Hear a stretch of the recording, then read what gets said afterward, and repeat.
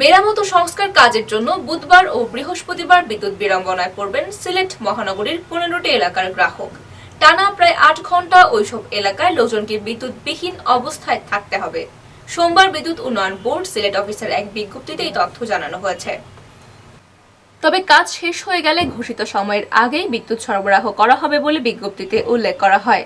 সিলেটের বিদ্যুৎ বিক্রয় বিতরণ বিভাগ 2 এর নির্বাহী প্রকৌশলী শামস ইয়ারেফিন জানান, সিলেট নগরীর রাজবাড়ী এলাকার 11 কেভি ফিডারের মেরামত ও সংরক্ষণ কাজ এবং রাইট অফ ওয়ে বরাবর গাছের শাখা প্রশাখা কর্তন করা হবে।